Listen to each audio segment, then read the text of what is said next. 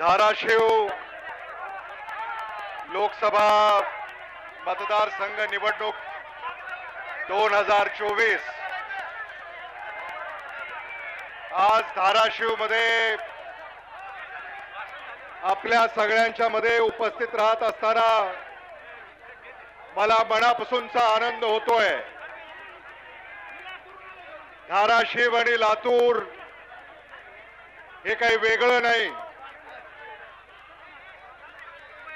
धाराशिव आणि लातूरचं नातं हे आगळं वेगळं आहे। आणि आज आपले लोकप्रिय उमेदवार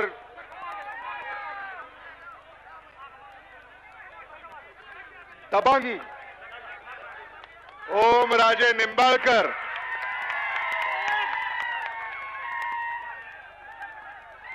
यांची ही प्रचाराची सभा आहे का विजयाची सभा आहे हे देखील लक्षात येत नाही। मी धाराशिव येथील उपस्थित असलेल्या तमाम महाविकास आघाडीच्या नेत्यांचं, कार्यकर्त्यांचं, त्यांच्या या उत्साहाबद्दल, जल्लोषाबद्दल हार्दिक हार्दिक अभिनंदन करतो। अशी सभा महाराष्ट्राचं लक्ष वेधणारी ही सभा, महाराष्ट्राचं लक्ष वेधणारा आपला हा उमेदवार ओमराजे निंबाळकर यांच्या पाठीशी खंबीरपणे उभं राहण्यासाठी आपण सारे या ठिकाणी एकत्रित आलेले आहोत। महाराष्ट्राच्या या लोकसभेच्या निवडणुकीमध्ये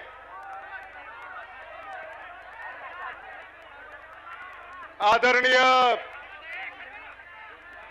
पवनराजे निंबाळकरजी आणि आदरणीय विलासराव देशमुख साहेब यांचं एक आगळं वेगळं नातं होतं। तेच नातं जपण्यासाठी आज मी मुद्दामून ओमराजे निंबाळकरांच्या उमेदवारीचा अर्ज दाखल करण्यासाठी या ठिकाणी उपस्थित राहिलेलो आहे। आज धाराशिवच्या भवितव्याची ही निवडणूक आहे। धाराशिवकरांच्या भवितव्याची ही निवडणूक आहे। भारत देशामध्ये, महाराष्ट्र राज्यामध्ये जे फोडाफोडीचं राजकारण सुरू आहे याच्या विरोधामध्ये ही निवडणूक आहे। आणि म्हणून भारत देशामध्ये, महाराष्ट्रामध्ये आपल्याला एक नवी सुरुवात करायची आहे। या फोडाफोडीच्या राजकारणाचा वीट आलाय मतदारांना। आज मतदारांचे बेहाल झालेत। सत्ताधारी सत्तेमध्ये बेधुंद आहेत। सत्ताधाऱ्यांचं सामान्य माणसाकडे लक्ष नाही आहे। महाराष्ट्र अधोगतीकडे निघालेला आहे आणि याच्यापासून आपल्याला बाहेर निघायचं आहे। आणि म्हणून महाविकास आघाडीच्या पाठीशी आपल्याला खंबीरपणे उभं राहायचं आहे। या महाराष्ट्रामध्ये यापूर्वी असं कधी घडलं नाही। महाराष्ट्राचे माजी मुख्यमंत्री, शिवसेना पक्ष प्रमुख आदरणीय उद्धव बाळासाहेब ठाकरेजी यांचा पक्ष फोडण्याचं पाप भारतीय जनता पक्षाने केलेलं आहे। महाराष्ट्राचे माजी मुख्यमंत्री आदरणीय शरदचंद्र पवारजी यांचा पक्ष, यांचं घर फोडण्याचं पाप भारतीय जनता पक्षाने केलेलं आहे। आणि आता आपल्याला याचा बदला घ्यायचा आहे।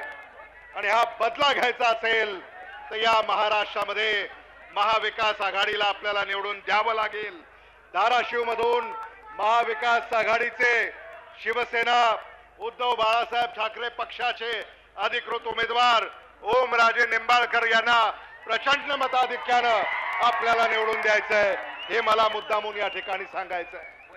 आज आदित्य ठाकरे या ठिकाणी आले, आज रोहित पवार या ठिकाणी आले, आज मी या ठिकाणी आलेलो आहे आणि एक नवी पिढी या महाराष्ट्राचं भवितव्य उज्ज्वल करण्यासाठी बाहेर निघालेली आहे आणि या नव्या पिढीच्या पाठीशी खंबीरपणे आपल्याला उभं राहायचंय। ओमराजे यांच्याकडनं आम्हाला खूप अपेक्षा आहेत।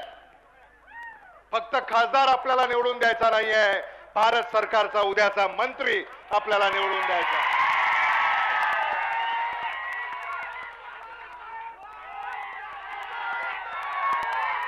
हा धडाडीचा कार्यकर्ता, सामान्य माणसाशी इमान बाळगणारा, सामान्य माणसाच्या अडचणीमध्ये धावून जाणारा असा आपला उमेदवार ओमराजे निंबाळकर यांना आपल्याला निवडून द्यायचा आहे।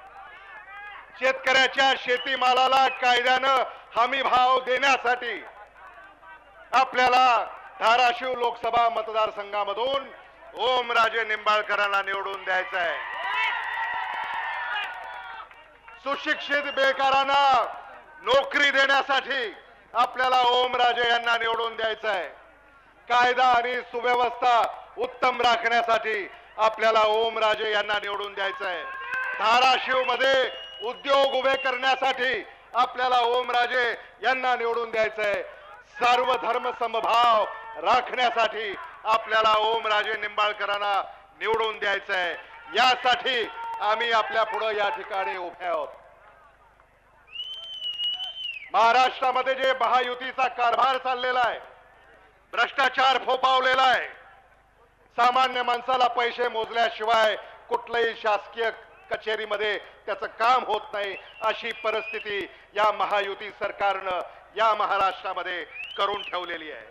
आता एक मुख्यमंत्री आणि 17 उपमुख्यमंत्री जरी आले तरी महाविकास आघाडीचं सरकार या महाराष्ट्रामध्ये आणण्यापासून कोणीही रोखू शकत नाही। सामान्य माणसाचं सरकार आपल्याला या महाराष्ट्रामध्ये आणायचं, या भारतामध्ये आणायचं। राहुल गांधी एक विचार घेऊन पुढे निघालेले आहेत। शेतकऱ्याच्या शेतीमालाला कायद्यानं हमी भाव देण्याची शपथ राहुल गांधी यांनी वाहिलेली आहे, त्याला आपल्याला साथ द्यायची आहे। आदरणीय शरद पवार साहेबांना आपल्याला साथ द्यायची आहे। आदरणीय उद्धव ठाकरेजी यांना आपल्याला साथ द्यायची आहे। महाराष्ट्राच्या लोकप्रिय मुख्यमंत्र्यांपैकी आदरणीय उद्धव बाळासाहेब ठाकरे हे मुख्यमंत्री राहिले। आपल्याला आदरणीय उद्धव बाळासाहेब ठाकरे यांचा काळ आणायचा आहे। आपल्याला आदरणीय विलासराव देशमुख साहेबांचा काळ आणायचा आहे। आपल्याला आदरणीय शरद पवार साहेबांचा काळ आणायचा आहे। ही खुणगाट आपण उराशी बाळगली पाहिजे, हे मला मुद्दामून या ठिकाणी आपल्याला सांगावंसं वाटतं।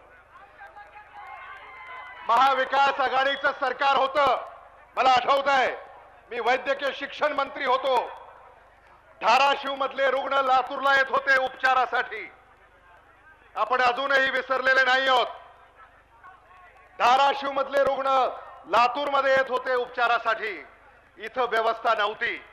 ओमराजे निंबाळकरांनी आम्हाला आग्रह केला की या धाराशिव जिल्ह्यामध्ये शासकीय वैद्यकीय महाविद्यालय उभं करा आणि महाविकास आघाडी सरकारनं मुख्यमंत्री तत्कालीन उद्धव बाळासाहेब ठाकरे यांच्या नेतृत्वाखाली वैद्यकीय शिक्षण मंत्री म्हणून मी तो निर्णय धाराशिवसाठी घेतला, हे मला मुद्दामून या ठिकाणी सांगायचं। धाराशिव या ठिकाणी वैद्यकीय महाविद्यालय व रुग्णालय उभं करण्याचा निर्णय केला आणि आज याच धाराशिव मधले आणि मराठवाड्यातले सर्वसामान्यातले जे आमचे विद्यार्थी आहेत, तिथं आज 3रं वर्ष त्यांचं वैद्यकीय शिक्षणाचं सुरू आहे आणि एखाद्या वर्षामध्ये धाराशिव मधून डॉक्टर होऊन बाहेर निघतील विद्यार्थी।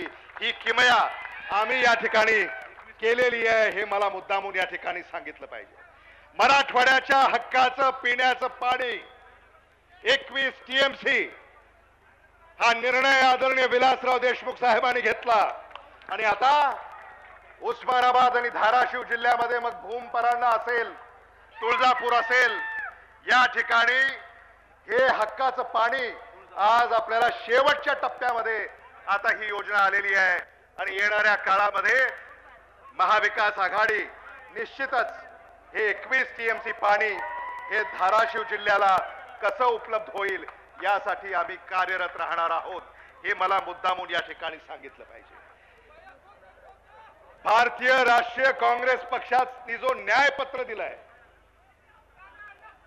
भारत सरकारच्या सरकारी नोकऱ्यांमध्ये आता महिलांना 50% आरक्षण शासकीय नोकऱ्यांमध्ये देण्याचा निर्णय देण्याची हमी ही काँग्रेस पक्षाने घेतलेली आहे, हे मला आपल्याला या ठिकाणी सांगायचं आहे. इंडिया आघाडीनं ही हमी दिलेली आहे.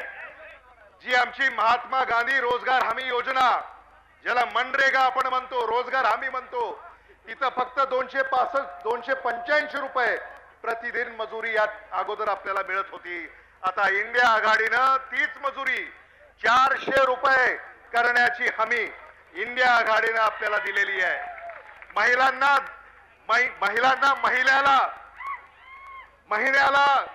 8,500 रुपये तुमच्या बँकेच्या खात्यावर जमा करण्याची हमी ही इंडिया आघाडीनं दिलेली आहे आणि वर्षाला 1,00,000 रुपये आपल्या बँकेच्या खात्यावर जमा करण्याची हमी ही इंडिया आघाडीनं दिलेली आहे, हे मला मुद्दामून या ठिकाणी सांगितलं पाहिजे. जे पदवीधर आहेत, विद्यापीठातून पदवी घेऊन बाहेर पडल्यानंतर त्याला पहिल्या नोकरीची हमी ही इंडिया आघाडीनं दिलेली आहे आणि प्रत्येकाला त्या नोकरीची हमी इंडिया आघाडीचं सरकार देणार आहे, हे मला मुद्दामून या ठिकाणी सांगितलं पाहिजे.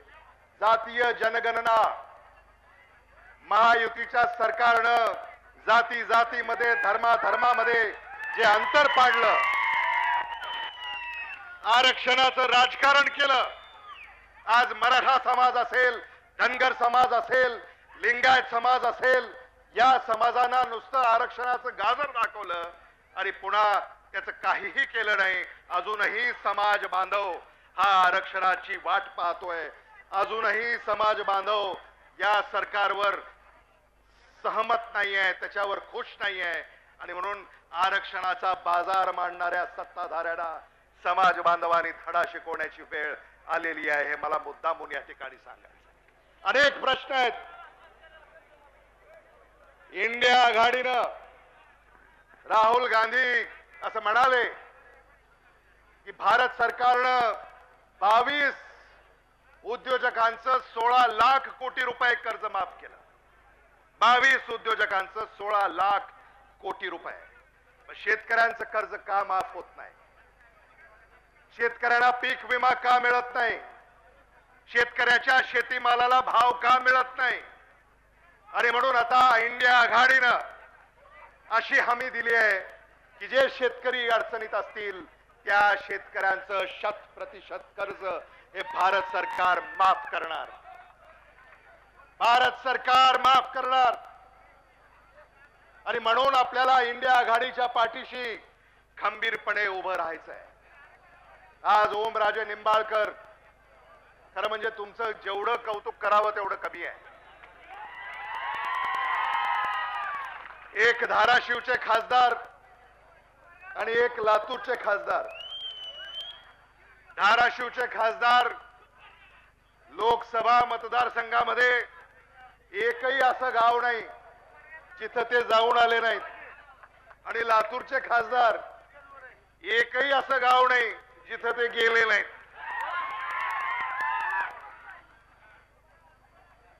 आणि म्हणून अशा आपल्या खासदाराला, अशा आपल्या उमेदवाराला आशीर्वाद देणं ही काळाची गरज आहे. खरं म्हणजे तुमच्यामध्ये जो उत्साह आम्ही पाहतोय, तुमच्यामध्ये जो जल्लोष आम्ही पाहतोय, अशा मिरवणुका आम्ही तर पाहिल्या नाहीत.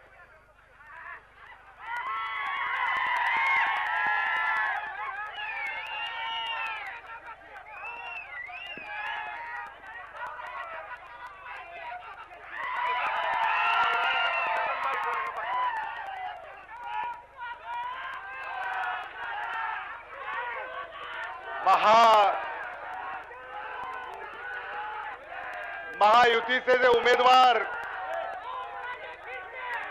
धाराशिव लोकसभा मतदार